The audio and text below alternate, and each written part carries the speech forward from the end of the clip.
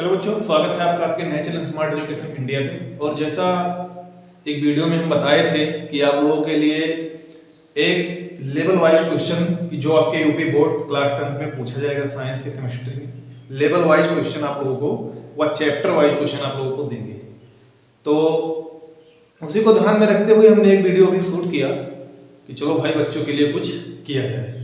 तो आप लोग चैनल को ज़्यादा से ज़्यादा शेयर कीजिए और लाइक कीजिए ताकि हम अगला वीडियो अगले पेपर से पहले आप लोगों के लिए डाल सकें। सो देखते हैं क्या क्वेश्चन है।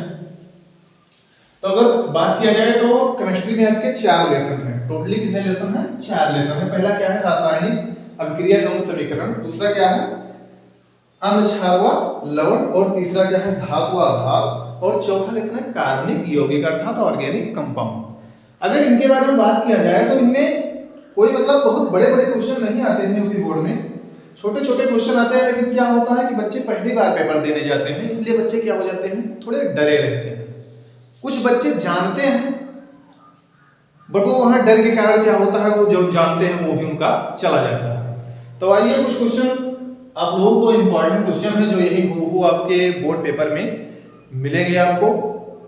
अगर देखा जाए तो सबसे पहले लेसन 1 की बात किया जाए, रासायनिक अभिक्रिया एवं समीकरण, केमिकल रिएक्शन एंड इक्वेशन। तो सबसे पहला क्या है कि रासायनिक अभिक्रिया को संतुलित कैसे किया जाता है। हाँ भाई, ये तो बहुत बच्चों को लग रहा है मतलब ये कितना बड़ा टॉपिक आ गया है कि रासायनिक अभिक्रिया को बैलेंस कैसे किया जाता है।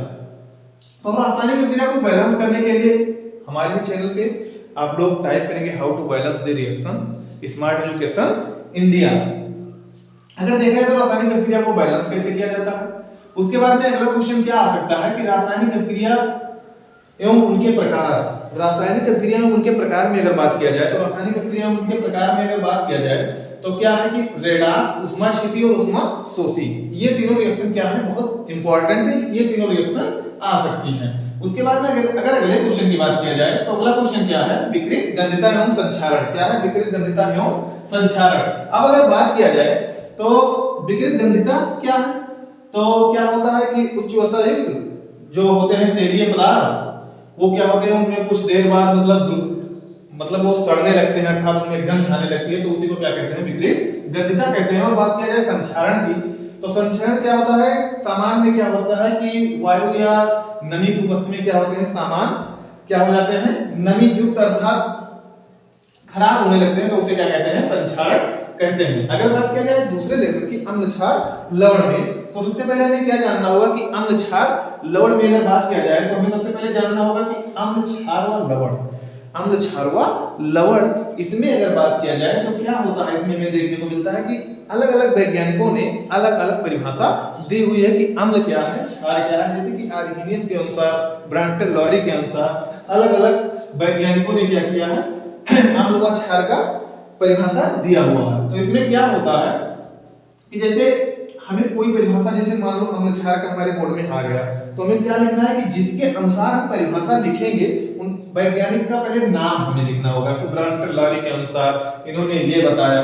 ठीक, उसके बाद में हमें किसके बारे में पता होना चाहिए, हमें सूचक एवं उसके प्रभाव के बारे में। अब अगर देखा जाए तो मेनली 3 प्रकार के सूचक आपको आपके सिलेबस में देखने को मिलेंगे। पहला है लिटमस प्रभाव। क्या है? लिटमस प्रभाव। दूसरा क्या है? फिनाप्थलीन। और तीसरा क्या है?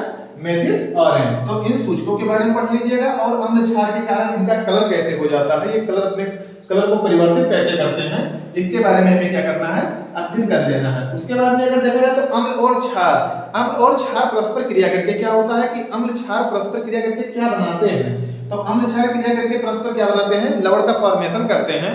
और साल्ट के बारे में हमें देख लेना है कि मतलब 2-3 साल्ट के बारे में हमें, या अच्छे से 2-3, अगर और ज्यादा पढ़ पाओ तो और ज्यादा पढ़ लो, बाकी हमें साल्ट के बारे में जानकारी होनी चाहिए। उसके बाद में अगर देखा जाए तो पीएच मान अर्थात हाइड्रोजन पोटेंशियल।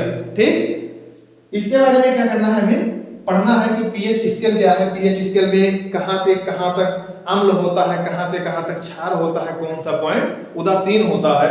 तो अगर बात किया जाए तो 1 से लेकर 6 तक, 1 से लेकर 6 तक क्या होता है, अम्ल होता है। 7 क्या होता है, उदासीन होता है। और क्या होता है कि जो 8 से लेकर क्या होता है कि 8 से लेकर 14 तक ये क्या होता है, क्षार होता है। तो 7 पे उदासीन, 1 to 6 क्या होता है, एसिड अर्थात अम्ल। और उसके बाद में अगर अगले की बात किया जाए तो 8 से लेकर 4 अर्थात 14 तक क्या होता है कि ये क्षार होता है। ठीक, उसके बारे में हमें क्या पढ़ना है, उसके बाद में पढ़ना है कि प्राकृतिक अम्ल एवं स्रोत। अब प्राकृतिक अम्ल एवं स्रोत के बारे में बच्चे सोच रहे होंगे ये क्या है।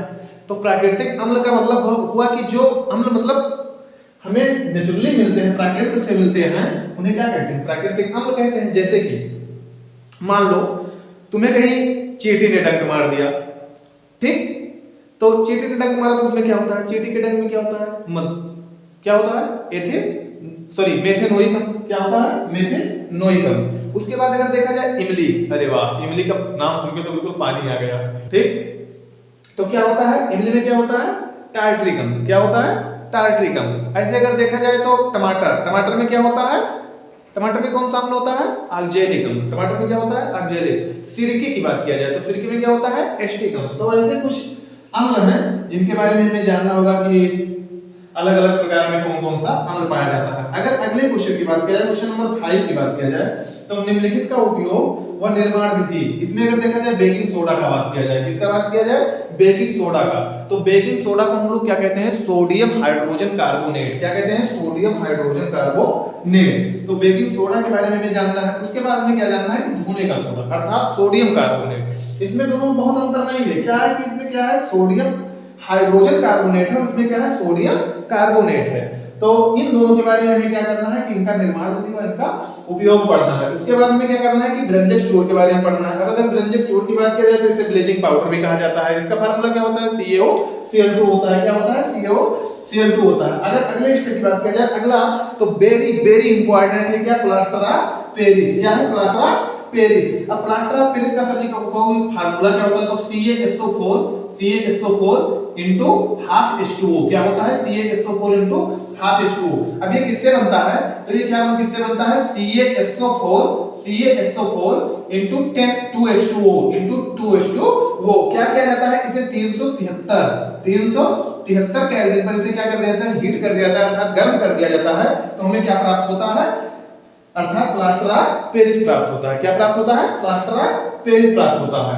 तो लेसन 1 और लेसन 2 के बारे में इतने क्वेश्चन आपसे पूछे जा सकते हैं। यही क्वेश्चन इंपॉर्टेंट है और इससे बाहर कुछ भी नहीं आएगा, इससे बाहर कुछ भी नहीं आएगा। बस यही क्वेश्चन आप लोग एक बार रिवाइज कर लीजिए और अपने कॉन्फिडेंस को बनाए रखिए। पेपर में जाना है तो कॉन्फिडेंस लूज नहीं होना चाहिए। पहला प्रोसेस क्या है कि अपने कॉन्फिडेंस, अरे यार सीधा सीधा बोलो ना कि हमें ऐसा कुछ है ही नहीं जो हम नहीं जानते हैं। सारे क्वेश्चन तुम्हें अटेम्प्ट करना है ना, सारे क्वेश्चन अटेम्प्ट करके आओ आराम से।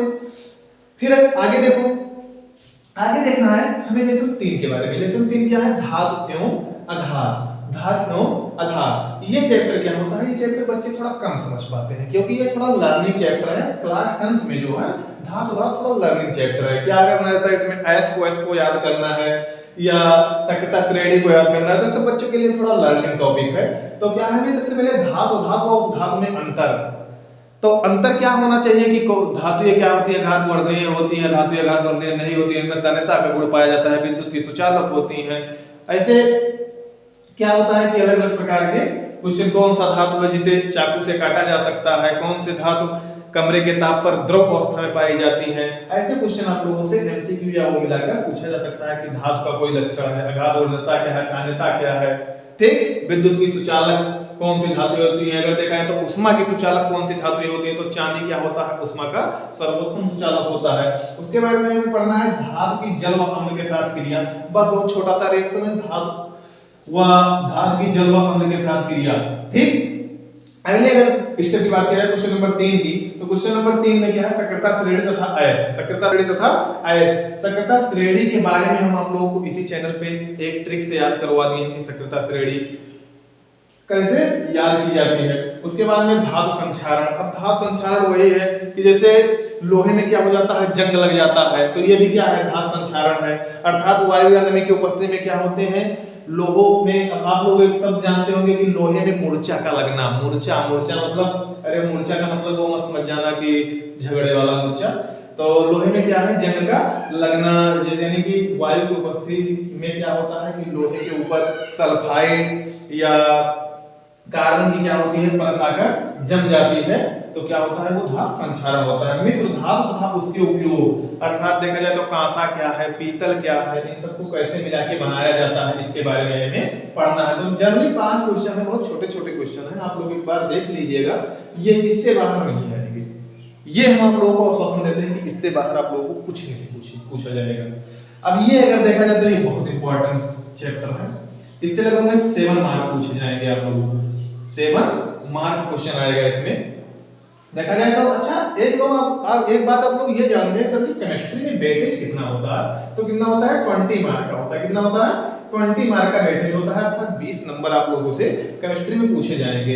ऐसे 25 अगर देखा जाए तो किसमें पूछे जाएंगे, बायोलॉजी में पूछे जाएंगे, और 25 किसमें पूछे जाएंगे, फिजिक्स में पूछे जाएंगे। ठीक, टोटल आप लोगों का पेपर यूपी बोर्ड में कितने नंबर का होता है, 70 नंबर का। कितने नंबर का होता है, 70 नंबर का। ठीक, अगर देखा जाए तो सबसे पहले हमें क्या क्वेश्चन नंबर, अगर देखा जाए कार्बनिक यौगिक, तो कार्बनिक यौगिक में जानने से पहले हम लोगों को जानना पड़ेगा कि मतलब कार्बन क्या होता है, ये कहाँ पाया जाता है। देखा जाए तो कार्बनिक यौगिक मतलब बहुत कार्बनिक यौगिक ज्ञात है, उनमें से हमें कुछ ही को पढ़ना है।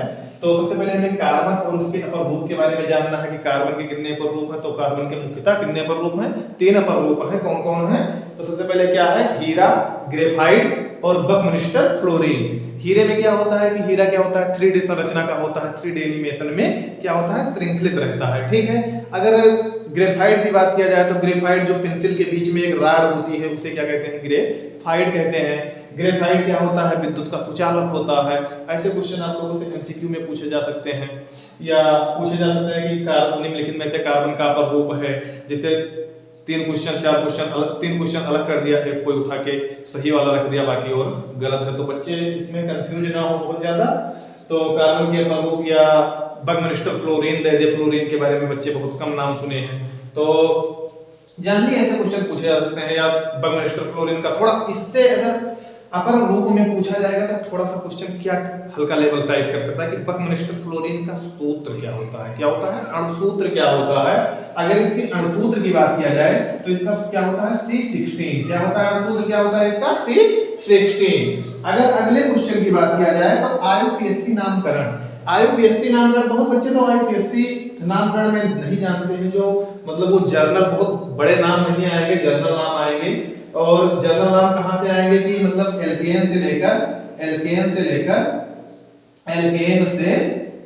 कार्बोक्सिलिक अम्ल तक। कहां तक आएंगे, कार्बोक्सिलिक अम्ल तक। अब इसके बीच में बहुत आते हैं कार्बोक्सिलिक अम्ल, ठीक, कार्बोक्सिलिक अम्ल तक। ठीक, तो एल्केन से लेकर कार्बोक्सिलिक अम्ल के बीच में एल्केन के बाद अल्काइन, फिर एल्केन के बाद में एल्कीन, एल्काइन, ठीक, फिर ऐसे ऐसे एल्कोहल, फिर एल्कोहल के बाद में कीटोन, एल्डिहाइड, फिर कार्बोक्सिलिक, कितने के लगभग में IUPAC नाम पूछे जाएंगे। सबसे पहले जानो कि IUPAC होता क्या है। तो ये क्या होता है, IUPAC का मतलब होता है international union of pure applied chemistry. International union of pure applied chemistry. इसकी आवश्यकता भाई क्यों पड़ी, तो इसकी आवश्यकता इसलिए पड़ी क्योंकि देखा गया कि अलग अलग कंपाउंड के नाम उनके देश में क्या है कि अलग अलग है, उनके देश में क्या है, अलग अलग है। तो उनको मतलब कोई बच्चा, मान लो कोई बच्चा इंडिया में वो दूसरा नाम जानता है, और वो बच्चा मान लो स्टडी करने के लिए कहीं अलग गया, अफ्रीका गया, अमेरिका गया, या कहीं ब्रिटेन, जर्मनी कहीं भी गया, तो क्या होता है कि ऐसा नाम वैज्ञानिकों ने एक शोध किया जिसे international union of pure applied chemistry अर्थात IUPAC कहा गया, जो हर देश में क्या होता है, सेम होता है। हर देश में क्या होता है, सेम होता है। तो उस नामकरण को क्या कहा गया, IUPAC नोमेनक्लेचर या IUPAC नामकरण। अब अगर देखा जाए तो अगला क्वेश्चन हमसे क्या पूछा जा सकता है, एथेनॉल। एथेनॉल का फार्मूला क्या होता है, CH3CH2OH, CH3CH2OH, अर्थात इसे को कह सकते हैं, हम लोग लिख सकते हैं C2H5OH। तो इससे संबंधित अभिक्रिया क्या होती है कि इसका ऑक्सीकरण, ऑक्सीकरण की अगर बात किया जाए तो ऑक्सीकरण K2Cr2O7, या अलग अलग प्रकार के रिएजेंट होते हैं जिनकी उपस्थिति में ऑक्सीकरण क्रिया होती है। फिर दहन होता है, उसके बाद में एक देखना है निर्जलीकरण। निर्जलीकरण का मतलब वाटर का बाहर निकल जाना। दहन में क्या होता है, ऑक्सीजन का निकलना, सॉरी ऑक्सीजन की उपस्थिति में किसी चीज का जलना अर्थात। और औद्योगिक निर्माण एक है, क्या है, औद्योगिक निर्माण, अर्थात इथेनॉल का औद्योगिक निर्माण क्या है, तो इतने रिएक्शन के बारे में हमें पढ़ना है। ये रिएक्शनों को हम हो सकता है कि एक वीडियो आप लोगों के लिए बना दें कि कितने रिएक्शन पूछे जा सकते हैं। आवश्यकता होगी तो आप लोग कमेंट बॉक्स में बताइएगा। बहुत आसान वे में रिएक्शन है। और अगले अगर क्वेश्चन की बात किया जाए तो एथेनोइक अम्ल तथा उसके रासायनिक गुण। रासायनिक गुण का मतलब क्या होता है? रासायनिक गुण का मतलब आप लोग सीधा सीधा जानिए कि जो एथेनोइक अम्ल है वो किसी अन्य चीज से क्रिया करके क्या बनाएगा, अन्य चीज से क्रिया करके क्या बनाएगा, वही उसका क्या होता है? रासायनिक गुण होता है। क्या होता है? रासायनिक गुण होता है। ठीक, अब इसमें अगर देखा जाए तो एस्टरीकरण क्या है? एस्टरीकरण क्या है? अर्थात एस्टरीकरण में सीधा सीधा एस्टरीकरण या एस्टर का निर्माण होगा। ठीक, अगर अगले बात किया जाए तो कार्बोनेट और हाइड्रोजन कार्बोनेट से क्रिया करके क्या बनाता है? ठीक, और बहुत इंपॉर्टेंट क्वेश्चन है कि साबुन क्या है? तो उच्च वसा अम्लों के साबुन क्या है? अगला क्वेश्चन जो 5 है उसमें साबुन और मार्जक के बारे में। अब मार्जक का मतलब आप लोग सीधा सीधा क्या जानिए? निरमा से। किससे जानिए? निरमा से, अर्थात डिटर्जेंट। किससे? डिटर्जेंट। होता नहीं है कि जैसे कि आप लोग ये प्रेस कपड़े पहने हुए हैं तो प्रेस कपड़े किसकी वजह से पहने हुए हैं? अब तो मार्जक की वजह से। ठीक, अगर बात किया जाए साबुन की, किसकी बात किया जाए? साबुन की, तो साबुन का परिभाषा पूछ सकता है। तो परिभाषा आप लोग सीधे से चिपका दीजिएगा। उच्च वसा अम्लों के सोडियम एवं पोटेशियम लवण साबुन कहलाते हैं। ठीक, साबुन का फार्मूला पूछ सकता है C17H35COO ठीक, C17H35COO। अब यह साबुनीकरण, साबुन की परिभाषा या साबुनीकरण पूछ सकता है। तो साबुन बनाने की प्रक्रिया, साबुन बनाने की प्रक्रिया क्या कहलाती है? साबुनीकरण। अब मान लो पूछे साबुन, मान लो पूछे जैसे साबुन क्या है? ठीक, साबुन क्या है? तो साबुन क्या है इतना पूछ लिया, मान लो 3 नंबर में पूछ लिया, तो इसमें हमें क्या लिखना है कि उच्च वसा अम्लों के सोडियम तथा पोटेशियम लवण साबुन कहलाते हैं तथा साबुन बनाने की प्रक्रिया को क्या कहते हैं? साबुनीकरण कहते हैं। क्या कहते हैं? साबुनीकरण कहते हैं। साबुनीकरण के अगर सूत्र भी नीचे हमें फॉर्मेशन लिख देना है कि साबुन कैसे प्राप्त होता है, अगर हम उसे लिखा चाहें तो क्या होता है कि ट्राइस्टीरीन की क्रिया, ट्राइस्टीरीन की क्रिया हम किससे करा देते हैं? सोडियम हाइड्रोक्साइड से करा देते हैं, तो हमें ग्लिसरॉल और साबुन मिलता है। ग्लिसरॉल क्या होता है? चिपचिपा, मतलब बहुत मुलायम सा चिकना पदार्थ होता है। ठीक, तो साबुन और ग्लिसरॉल मिलता है। ठीक, अगर आप लोगों को इसकी आवश्यकता होगी तो ये साबुन बनाने की विधि हम आप लोगों को इसी चैनल पे, ये सारे रिएक्शन किसी एक चैनल पे, मतलब एक वीडियो में ऐड करके डाल देंगे। ठीक है, अब उसके बाद में हमें क्या देखना है? मिसेल अवधारणा। ठीक, मिसेल अवधारणा भी पूछा जा सकता है 3 नंबर, या अगर बहुत मतलब व्याख्या में दोनों साथ में पूछ ले तो 5 नंबर में पूछा जा सकता है। ठीक, तो मिसेल अवधारणा में कि मतलब मैल की सफाई कैसे की जाती है, सीधा आप लोग जानिए, सीधा कंसेप्ट मैल की सफाई। इसमें एक हेड होता है, टेल होता है। ठीक, तो जाकर क्या करते हैं, ये कैसे कपड़े को साफ किया जाता है उसी में मतलब एक मिसेल अवधारणा है, उसी पे हम लोगों को बात करनी है। तो जनरली 4 लेसन आप लोगों को केमिस्ट्री में 20 मार्क के पूछे गए हैं। 20 के 20 मार्क इसी में से आएंगे, इससे बाहर कुछ नहीं पूछा जाएगा। इसलिए आप लोग चैनल को ज्यादा से ज्यादा लाइक, सब्सक्राइब और शेयर कीजिए ताकि ज्यादा से ज्यादा बच्चों के लिए इसका बेनिफिट हो सके। धन्यवाद, फिर मिलते हैं।